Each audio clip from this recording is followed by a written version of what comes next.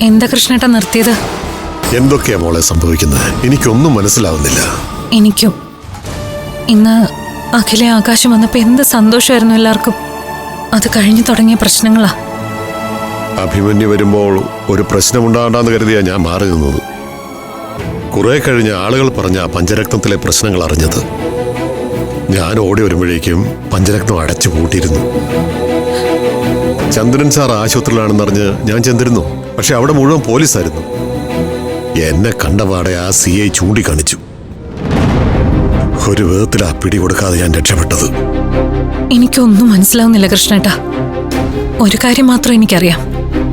ജീവിതം എന്റെ കൈവിട്ടു പോവാ. അല്ലെങ്കിൽ ഇന്നൊരു ദിവസം ഇതൊക്കെ ഉണ്ടാവുമായിരുന്നോ? ഞാൻ എന്തൊക്കെ അനുഭവിച്ചത്.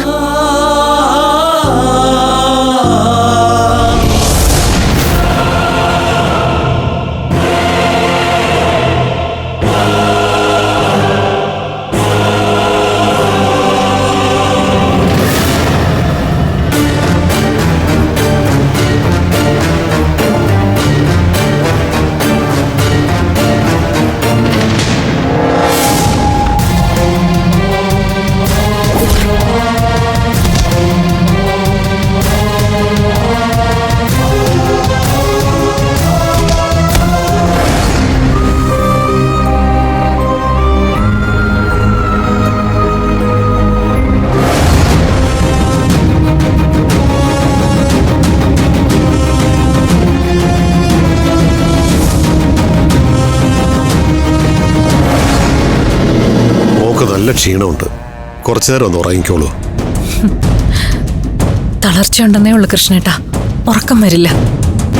കണ്ണടച്ച് കിടന്നാ മതി. ഉറങ്ങിക്കോളൂ. കൃഷ്ണേട്ടൻ മാറി മാറി പല സ്ഥലത്ത് നിർത്തിയിട്ടോളാം. ഒരു സ്ഥലത്ത് തന്നെ ഇട്ടാൽ ശരിയാവില്ല. എല്ലാവരും എന്നെ കാണാതെ വിഷമിക്കാവൂല്ലേ? ഒന്ന് അറിയിച്ചാലോ? അനഘയുടെ മൊബൈലിലേക്കൊന്ന് വിളിച്ചു പറഞ്ഞാലോ കൃഷ്ണേട്ടാ? വേണ്ട മോളെ, അവരുടെ ഫോണൊന്നും സേഫ് അല്ല. പോലീസ് വരുന്ന കോളൊക്കെ നിരീക്ഷിക്കുന്നുണ്ടാവും. അല്ല, അതിന് എന്റെ ഫോണിൽ നിന്നല്ലല്ലോ, കൃഷ്ണേട്ടന്റെ ഫോണിൽ നിന്നല്ലേ വിളിക്കുന്നേ? അത് എന്റെ ഫോണിൽ നിന്നായാലും കുഴപ്പമാവും. മോൾ എന്റെ കൂടെ ഉണ്ടെന്ന് കലാവതിക്കും മഹേന്ദ്രനും അറിയാം.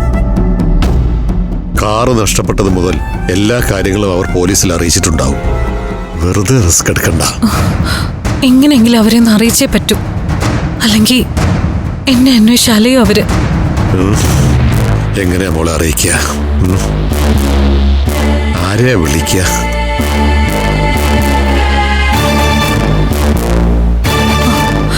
അത് നമുക്ക് അച്ഛൻ്റെ ഫോണിലേക്കൊന്ന് വിളിച്ചാലോ?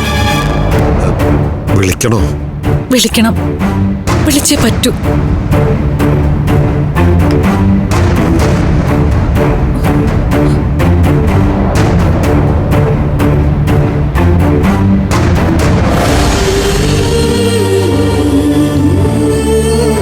അബേട്ടാ, അച്ചുവാ വിളിക്കുന്നേ. അമൃതേച്ചി സേഫായിട്ട് കൃഷ്ണേട്ടന്റെ കൂടെ ഉണ്ടെന്ന്. ആണോ? ഹലോ അച്ചു. അച്ഛൻ മാത്രമല്ല അനഘേച്ചി, അമൃതേച്ചി എന്നോട് സംസാരിച്ചു. ചേച്ചി സേഫാ. ആശ്വാസത്തോടെ എന്നോട് സംസാരിച്ച്. എവിടെയാണെന്ന് പറഞ്ഞോ മോളെ? കുറച്ച് ദൂരെയാണെന്ന് പറഞ്ഞു. സ്ഥലം ഏതാണെന്ന് മാത്രം പറഞ്ഞില്ല. മോളെ, ഏട്ടനാ. ഏട്ടാ, അമൃതേച്ചി അച്ഛന്റെ കൂടെ ഉണ്ട്. സേഫ് ആണെന്ന് പറഞ്ഞു. എവിടെയാണെന്ന് അറിയില്ലല്ലേ? പറഞ്ഞില്ല ഏട്ടാ.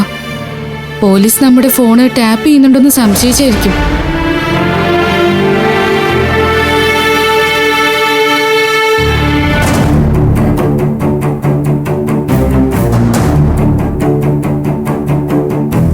ശരി.